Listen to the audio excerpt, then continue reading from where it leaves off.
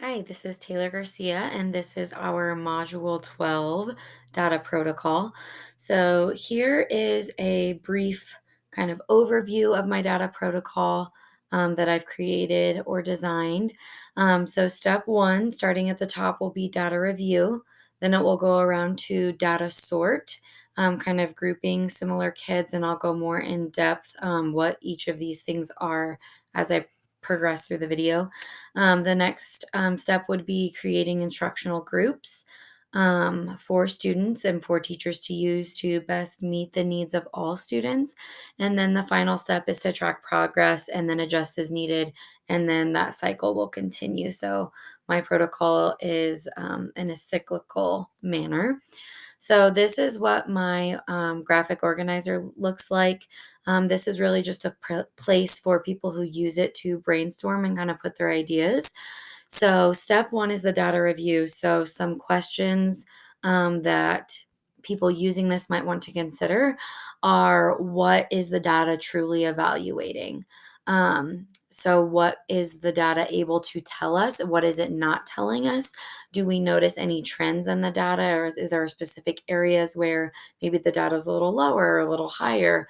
And then, do we need to collect any more data to help us make an informed and instructional decision to best meet all the needs of all of our students? Step two is sorting through the data. So, this is diving a little bit deeper into it and kind of sorting students into groups that have similar data, that maybe they are strong in one area and maybe lacking in another. Are there any clear breaking points in the data?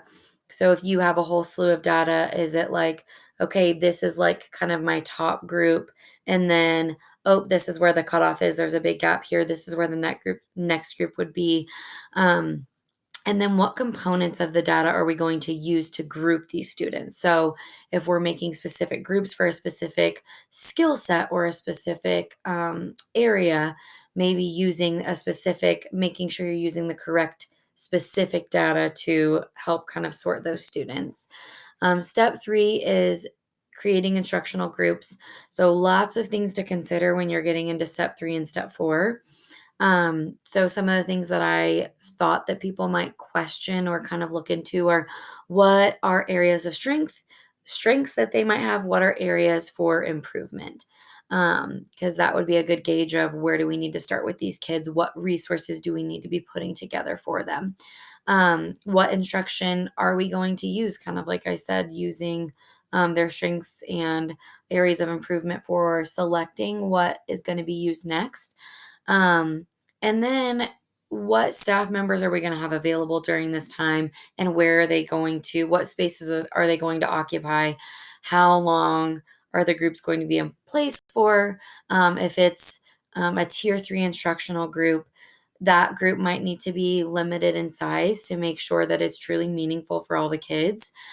And then how much time is needed. If you're using a specific instructional program, I know some of them have times allotted for each section that you might want to be aware of. And then other groups, maybe if they're kind of staff created, those could be a little bit more flexible in time. And then finally, step four is tracking progress of all students and making adjustments as needed. So, what tools are we going to use to monitor progress and making sure, the area of improvement, that's what we want to be tracking to make sure that those students are actually growing in that area. And then, how often are we going to track it? How many data points are we going to need to collect, or how much data are we going to need to collect to say, yes, they're making progress, let's move them on, or no, they're not making progress. We need to maybe consider a different instructional group for them. And then if there is um, any movement, how frequently are we going to do that? So, are we going to do it every month? Are we going to do it biweekly?